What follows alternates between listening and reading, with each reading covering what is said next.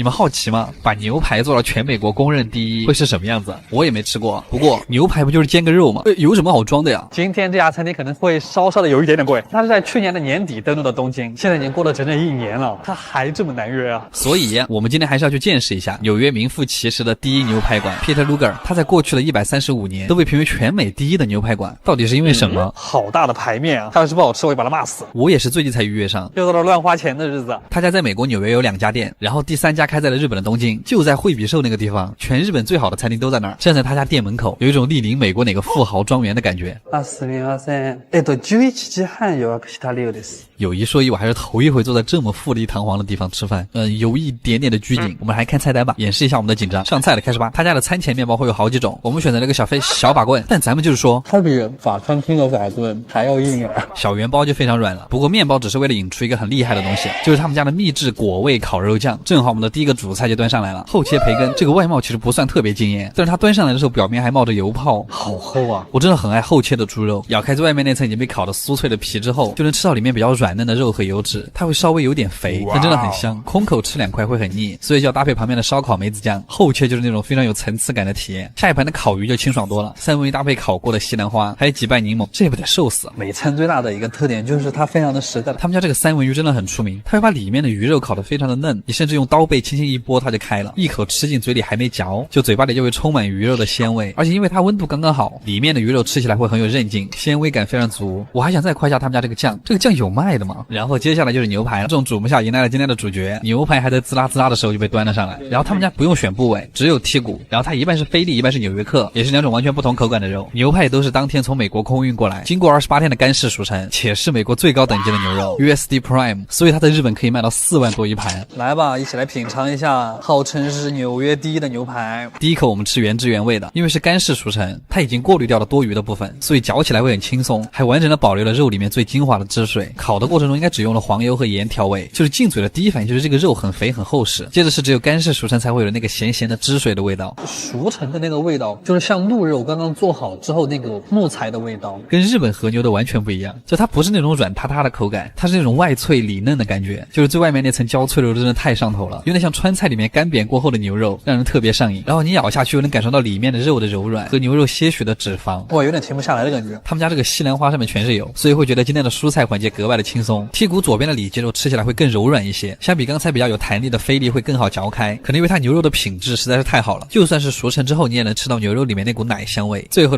他们家没有甜品，但是会给你2个金币巧克力收尾，他就故意让你有一种做富豪的错觉，但他们不知道这玩意儿在国内10块钱买一大兜。总的来说这家店我非常的满意，店里也很有历史感，有种百老汇老洋房的感觉，所以1分钱1分货，这么有名还是有道理的。阿基推荐指数9.5分，卡玩意儿好贵啊！尼泊尔料理，等一下它是什么菜啊？其实尼泊尔是个什么地方我都不知道，更别说这个地方的料理了，我脑子里面一片空白。但是我还是去查了，我网上搜到的图直接把我看饿。对，它应该不是那种普通的辣椒。于是我就去选了一家东京评分最高的尼泊尔餐厅。又到了吃异国料理的日子。它在一个非常破的楼里面，连续4年获得日本的百名店。2017、2018、2019、2022。进店之后的装修不知道为什么会有一种西双版纳的感觉。すみません。16時45分予約した料です。尼泊尔人说日语，少々お待ちください。像日本人说中文。第一个开胃小菜，我看上去就觉得很辣，不像那些日本料理呀。它其实是一个辣炒羊肉，味道很像小时候学校门口卖的那个5毛钱一包的那个辣条，但是它是肉做的，嚼2下也很像我们四川那个红油兔丁。它这个是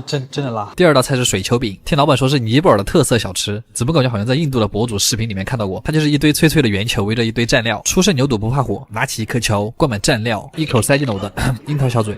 干净又不能说，咬开那个脆壳的感觉特别像山东煎饼里的薄脆。然后紧接着就是烧烤调味的汤汁和咖喱味的土豆泥，它还带了一点柠檬的酸味和薄荷，但它几个味道还是挺配的，像是菠萝海鲜炒饭这种派系，像一个开胃小菜。我发现这个小菜的吃法了，就是你可以把它放在球里面，辣炒羊肉配水球饼，我操，有点意思呀。下一个菜是鸡蛋肉饼，它在盘子里看起来莫名的普通又自信，看得我满脸疑惑，好像跟我们国内的一样。吃之前我以为它会和四川的锅盔一个味道，但它其实是那种比较松软的孜然咖喱味，就很吸味，但它可能更像柔软版的锅盔，但里面换成了烧烤咖喱味的猪肉馅儿，还挺好吃。芒果奶吸到了，没什么芒果。我其实想感叹一句，尼泊尔料理比我们之前吃的地中海料理好吃多了，没有拉踩的意思，主要是这2个菜系都用了很多香料，但是尼泊尔的搭配我更更喜欢。接下来就是非常出名的尼泊尔饺子，又是完全没有吃过的味道。它其实这个设计和灌汤包有点像，只不过它这个汤在外面，因为它那个饺子里面也是汤，吃进去先是那个薄荷的味道，然后是经典的烧烤味，再是有一点肉馅里面酸菜的味道，就是饺子的部分特别像泰国的冬阴功酸菜饺子，非常的吃不腻，甚至有点像韩国菜。我觉得他们家有个特点，就是看起来都特别丑，但是味道就都是让你难以想象的那种美味。果然我的预判很准，这个菜还是很丑。尼泊尔人炒沙干，哇，这个吃起来真的就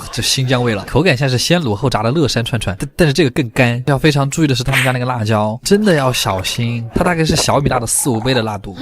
为我四川的滇面烧底。下一个菜是炸蔬菜，这个吃起来像韩国泡菜饼，油香蔬菜，活不到150了。下一个菜长得很像印度的芝士馕饼，然后我跟你说这个味道巨奇妙，我来形容一下，就是它像东北糖里面加了芝士，然后有一种很浓烈的水果味，就是它不仅有奶香，它还伴随着一股介于蓝莓和百香果之间的水果味，有点接近香蕉或者菠萝味的印度飞饼，深入舌根的奶香味。这家店不愧是拿了4年的百名店，太惊喜了，这个味道。最后一个端上来的菜是他们家的主食的主食，中间那个造型，它这个吃法好像还有点复杂，大概就是用中间那个糊就着各种配菜吃，它这个特别适合没有牙齿的人吃，它不需要咀嚼就可以很顺利的滑进你的食道。这算精致碳水吗？羊肉咖喱吃起来特别像国内的烧羊肉，就是这一圈菜吃下来都有一种莫名的咖喱味，现在我感觉空气里都是咖喱味。好啦，每次吃这种异域料理其实还是挺有意思的，可能体验不同味道的旅程才是最开心的吧。阿杰推荐指数8分，卡玩意儿。我们吃了这么多才吃了7000块。秋天不一定是贴秋膘的日子，也可以是吃大闸蟹的日子，但是那还不是贴秋膘，是一整个公蟹的那个钳子的肉。今天我们去的这家店可以说是满足了我对大闸蟹的所有幻想，毕竟全程都不用自己剥壳，全部给你剥好的蟹黄和蟹膏。这也是东京唯一一家米其林的大闸蟹店，它会牢牢的粘在你的舌头上面，奢侈。Hello， 大家好，我酱。今天我们找的这个店在东京的日本桥，是一个非常高级的商业圈，也聚集了非常多的米其林餐厅在这儿。就其实你要在日本吃到非常纯正的中国螃蟹是一件非常难的事情，但是今天我们就可以吃到爽。こんばんは。我是做包间，我就坐右边吧那。非常的害怕，但是也非常的饿。好了，我们废话说太多，直接开始吧。这是今天打头的小凉菜，红彤彤的糖腌番茄，就像小时候妈妈做的。然后正餐前还会有一小杯汤，这个汤应该是勾了芡的，喝起来很浓稠，越喝越饿。入秋之后的第一口蟹肉，给大家表演一个空口吃蟹肉，它是现拆的蟹肉做的塔，然后上面点缀了一点鱼子酱，一勺送进嘴里，满满的蟹肉，一下又打开了味蕾。接下来就是螃蟹界非常出名的一个菜，醉蟹，一生一熟，熟的就叫熟醉，生的就是生腌。打开生腌蟹壳的那一瞬间，它已经帮你把蟹黄、蟹肉之外的东西都挑走了，它这个味道我觉得非常的神奇。先是那个微甜，然后再是膏黄的鲜嫩绵润，吞下去之后嘴巴里都是酒香，再来一口挂水的那种。那个绍兴酒的味道特别浓，然后是一盘金灿灿的炸带鱼。我上一次吃到这个菜还是3年前在国内，特别的酥，我就不知道为什么日本人不吃炸带鱼，明明这么香。然后下一个菜还比较复杂，师傅先是端了一堆配料，然后当场炒蟹黄、蟹肉还有荤粉丝，他那个蟹膏放在锅里一炒，你就能闻到空气中弥漫的那个蟹黄味，而且身上非常痒，像是有螃蟹在爬。我现在就要吃到，吃进嘴里，我的第一反应它很像高配版的学校门口炒粉的感觉，但是你只要多咀嚼一下，你就能尝到里面颗粒感的蟹黄跟蟹膏。今天我们阵仗太大了，我们前后总会吃大概小20只蟹。下一个菜是我这辈子第一次吃到的东西，酸汤肉燕抄手，里面包着的是一个完整的大闸蟹前肉。它和普通抄手的区别就这里面的蟹前肉更弹更鲜甜，再加上它那个酸汤很稠，还带着一股药膳味，特中华的药材味，瞬间感觉特别养生。活到150。接下来这个菜又很厉害，谁能拒绝一碗揭开盖子还在咕噜咕噜的蟹黄麻婆豆腐呢？正想说吃川菜怎么可能没有饭，拿了一小碗非常迷你的，特别可爱。它听名字就非常的奢侈，闻起来是一种干锅香辣蟹的味道，入口最先是那种熟悉的郫县豆瓣味，有点冲但是很香，豆腐非常紧实，而它是用真的蟹黄炒的，没有科技鱼很活，就是刨饭。然后接下来的2只大闸蟹是我们今天吃了30多只里面最肥的2只。感觉师傅在你旁边